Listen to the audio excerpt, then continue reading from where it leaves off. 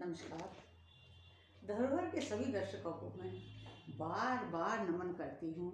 आभारी हूँ कि फिर से आज आप मेरे वीडियो को सुनने के लिए अपना कीमती समय दे रहे हैं।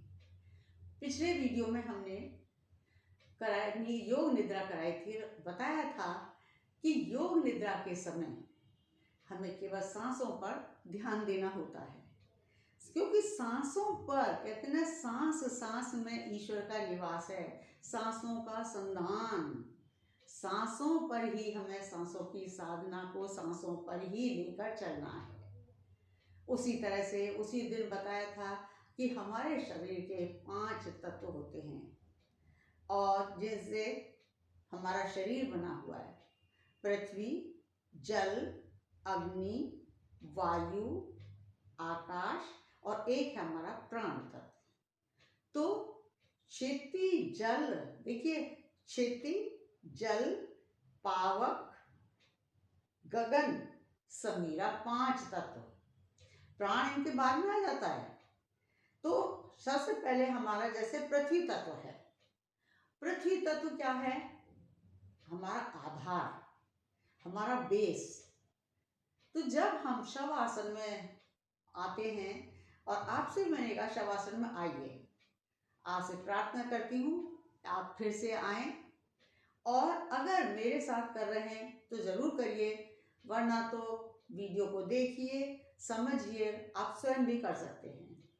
शवासन में लेट जाएं, केवल और केवल सांसों पर ध्यान दें। शरीर में कोई हलचल नहीं होनी चाहिए, क्योंकि शव हिलता जुलता तो है ही नहीं। शव क्या क्या लाश है, एक मृत शरीर है, पड़ा है चुपचाप।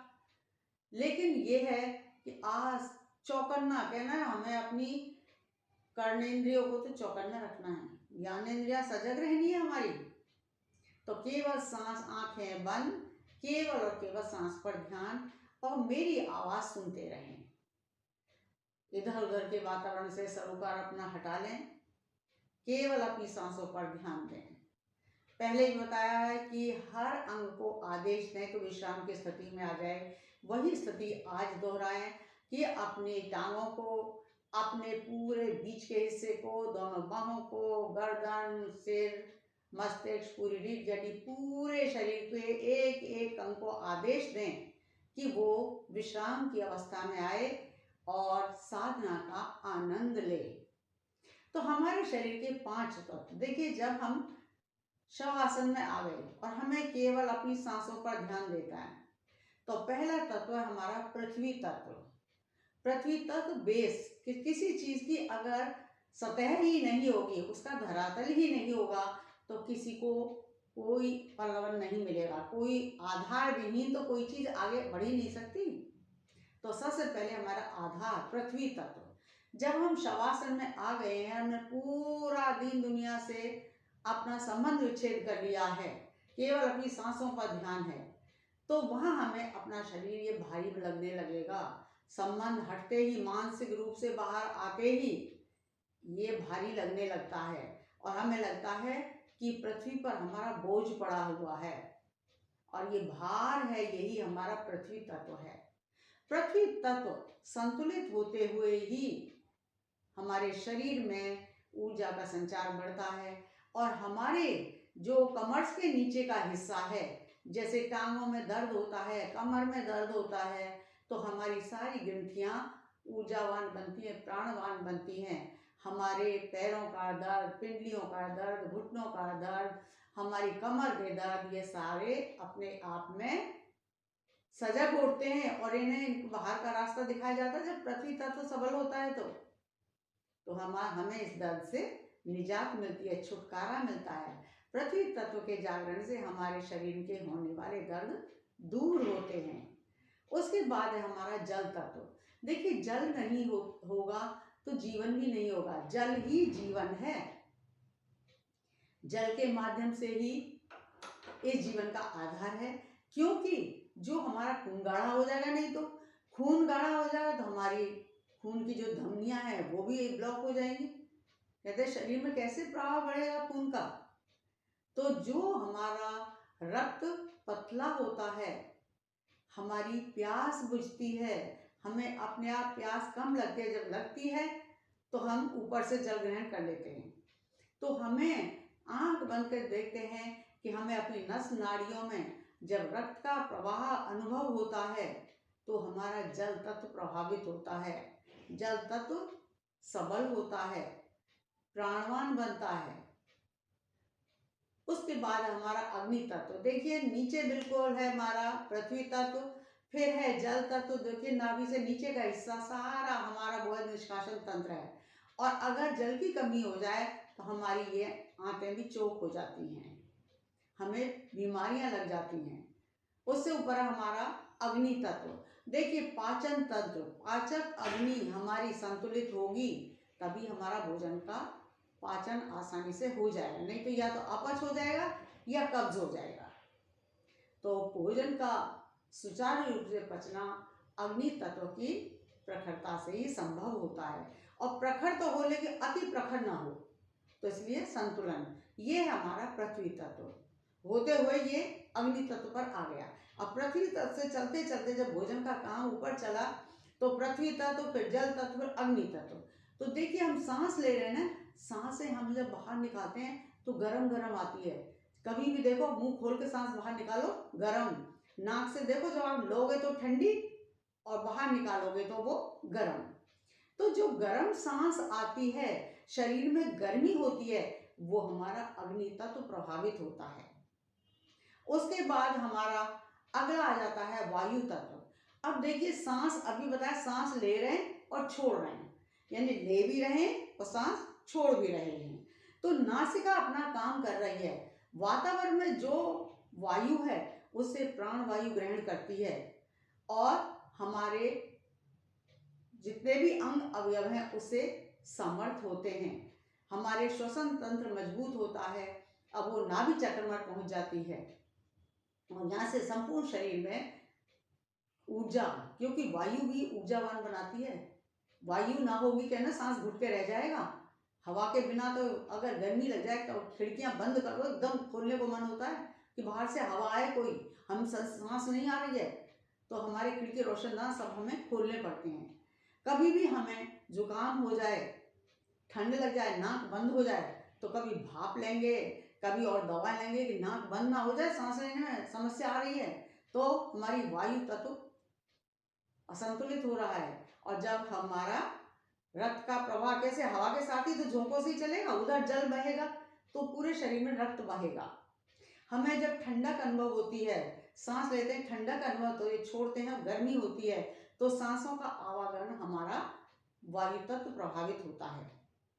तो वायु का संतुलित होना भी बहुत आवश्यक है। फिर है हमारा, देखिए पृथ्वी तत्व हो गया हमारा, दूसरा हमारा जल तत्व हो गया, तीसरा अग्नि तत्व हो गया, वायु तत्व हो गया। अब हमारा क्या है अगला, आकाश तत्व। अब आकाश तत्व क्या, संपूर्ण ब्रह्मांड, आकाश खाली है, कुछ नहीं है। अब इस आकाश तत्व में कंठ भी है हमारा, हमारा कपाल भी है, क्योंकि ब्रह्मरंध्र से तो आएंगी सारी चीजें।